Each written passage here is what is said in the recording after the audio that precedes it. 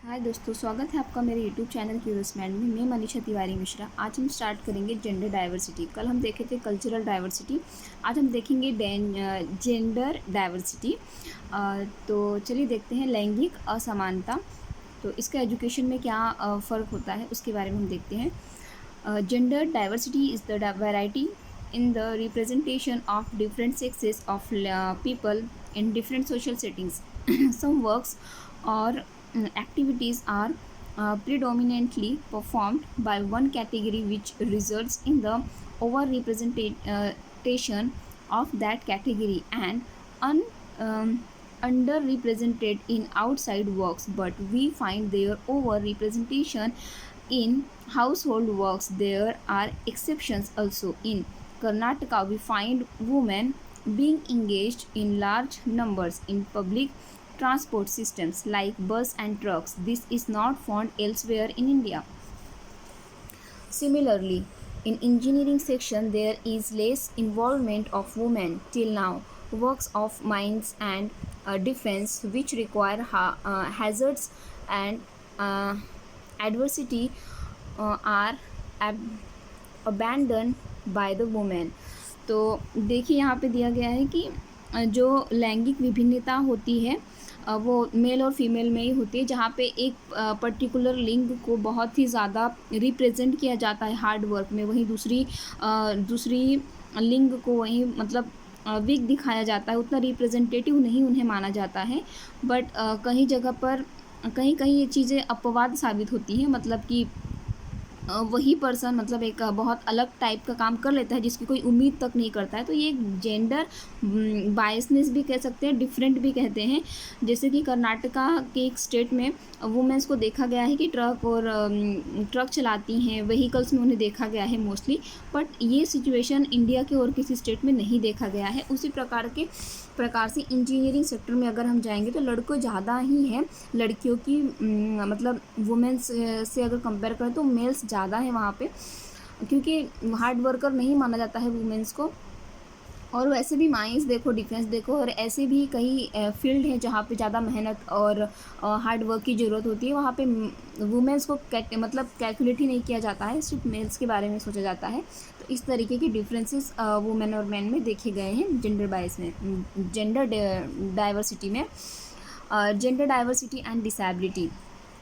अब हम यहाँ देखेंगे कि जो लैंगिक असमानता है और डिसेबिलिटी असक्षमता है, उससे कैसे जूझ रहे हैं हमारे समाज की मेल और female. If spoken in terms of disability, we would find great difference in gender variance. Disabled males are taken care of, but disabled females remain neglected. As far as gender identity is disability is concerned, women are more likely to describe themselves in terms of gender than men, and this particularly true amongst women from minority ethnic groups.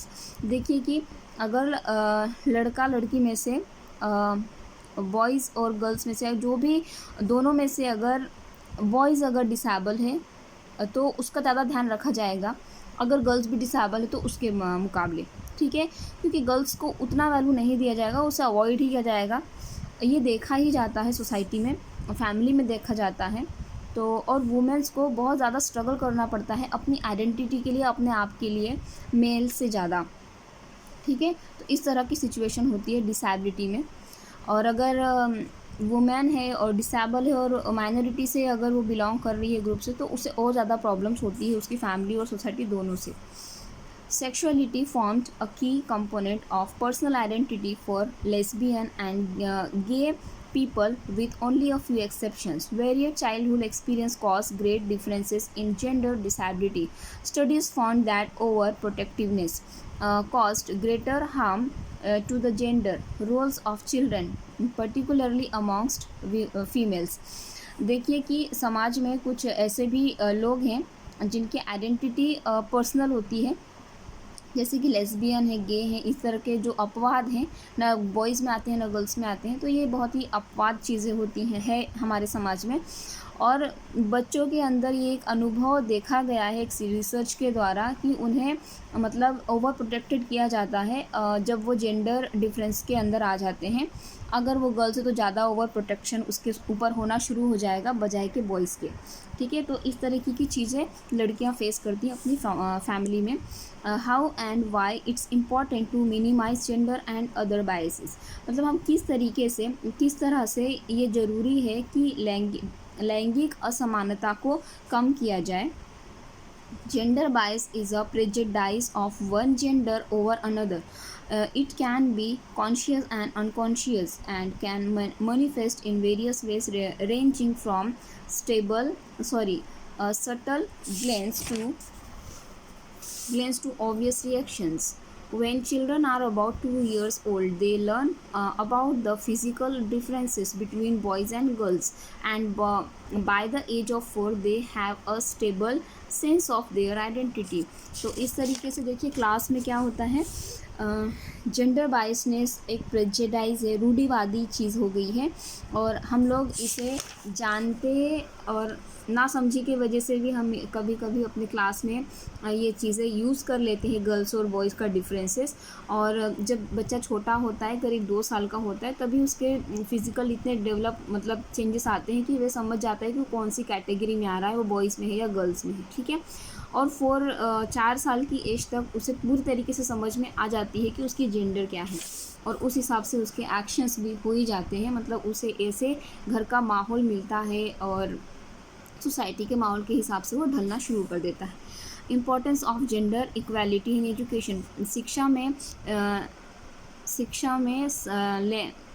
भिन्न लैंगिक समानता क्यों ज़रूरी है या उसके महत्व को समझते हैं। Teachers usually without being aware of it exhibit gender bias in classroom teaching in the following 3 ways. Teacher सामान्य तौर पे मतलब वो अवेयर होती हैं कि वो जो कर रही हैं वो जेंडर बायसनेस है, फिर भी वो मतलब हो ही जाता है उनसे। रेनफोर्सिंग जेंडर स्टेरियोटाइप्स, मतलब वो बढ़ाती हैं रूढ़िवादिता को, लैंगिक रूढ़िवादिता को बढ़ावा देती हैं। मेंटेनिंग सेक्स सेपरेशन, मतलब सेक्स को जो अलग अलग बैठाते हैं उसे वो मैनेज करती हैं।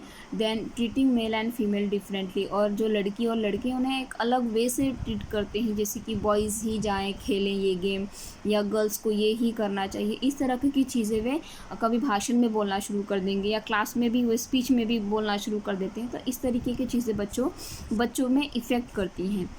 इंस्टेड ये होने की बजाय teachers can take a variety of measures to create a fair and gender equitable environment for young children with a couple of steps.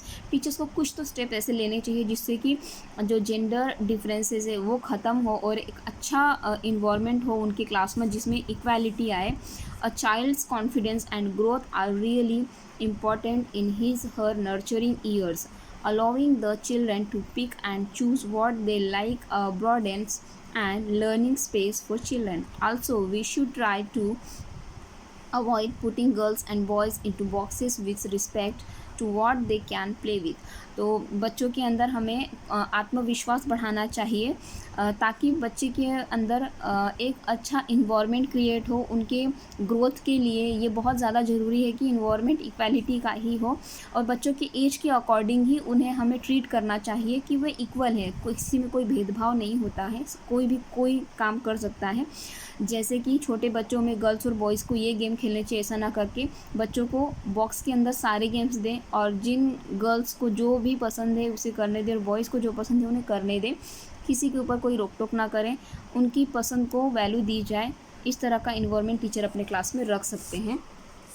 उसके बाद using inclusive language is a must, मतलब कि सर्वसमावेशी की जो भाषा है उसे ज़रूर ही यूज़ करें अपने क्लास के अंदर। Gender is a social construct, so the classroom should be an area in which all this social norms are left at the gate and children can be anything that they wish to be. Gone are the days when the population was divided into girls and boys or men and women. Words as you guys is a popular ways of addressing a group at it often is a very commonplace example of how we unknowingly contribute to gender bias. तो जैसे कि हम जानते हैं कि समाज school एक समाज का छोटा ही स्वरूप है, ठीक है। तो जब समाज की सारी चीज़ें मतलब समाज में जो हम गर्ल्स बॉयज़ यूज़ कर रहे हैं उसे हमें जब बच्चे क्लास में आते हैं तो गेट के बाहर ही इस चीज़ों को छोड़ देना चाहिए। हमें एक नए समाज का निर्माण करना है तो हमें नई शुरुआत क्लास के अंदर से ही करनी है। इस वजह से हमें बॉयज़ और गर्ल्स का नाम ना देकर, जैसे कि एक ग्रुप को आप यू गाइज़ ऐसे यूज़ करते हैं, उसी प्रकार से हमें गर्ल्स और बॉयज़ के नाम से ना पुकार करके हमें एक स्टूडेंट का नाम देना चाहिए या फिर चिल्ड्रन बोलना चाहिए, चाइल्ड बोलना चाहिए, मतलब जिससे जेंडर बायसनेस आए ही ना उनके बीच में, और उन्हें जो चीज़ पसंद है या उनकी क्वालिटी के हिसाब से ही हमें उनके अंदर कॉन्फिडेंस भरना है। तो इस वजह से ही सर्वसमावेशी जो लैंग्वेज हम यूज़ करेंगे तभी बच्चे के अंदर एकता की भावना निर्माण होगी। Being aware of current gender bias, हमें जागरूक होना चाहिए कि आज करेंट प्रेजेंट में जो भी लैंगिक विभिन्नता या रूढ़िवादिता आ रही है उसके बारे में। In general girls are always praised for their neatness and appearance while boys are praised for their effort and ability. We often objectify the lack of women in science, math, or engineering field. This can be changed by making school a biased gender-free zone and encourage girls to take up technical and science subjects. तो जैसे कि हम सामान्य तौर पे देखते हैं कि गर्ल्स क्या हैं, नीटनेस के लिए बहुत अच्छी हैं, वो दिखने में बहुत अच्छी होनी चाहिए, यही मतलब इसी के लिए हम उसकी तारीफ़ करते हैं। और बॉयज़ से हमें कोई मतलब नहीं वो दिखने में अच्छा दिखे या ना दिखे, सफाई से रहे या नहीं, बस वो मेहनत करे, उसके अंदर काबिलियत हो कि वो पैसे कमा सके, इतना वो इस तरीके के हम जेंडर बायनेस कर देते हैं। इसी का नतीजा है कि आज इंजीनियरिंग फील्ड, डॉक्टरी फील्ड में हम देखते हैं कि लड़कियां बहुत ज़्यादा कम हैं आज भी।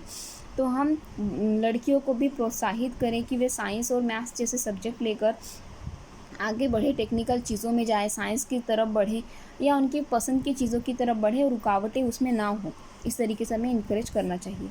लिंग्विस्टिक डाइवर्सिटी के बारे में हम कल देखेंगे, आज बस इतना ही था। ये था आज जेंडर डाइवर्सिटी के बारे में। अगर आपको ये वीडियो अच्छा लगा हो तो दोस्तों के साथ शेयर करें, चैनल को सब्सक्राइब करें, और आपके जो भी अगर सजेशन हो कमेंट बॉक्स में ज़रूर लिखें, अच्छे हो या बुरे, नो मैटर। अगर बुरे हैं तो मैं इम्प्रूव करूँगी उसमें। और thank you for watching this video.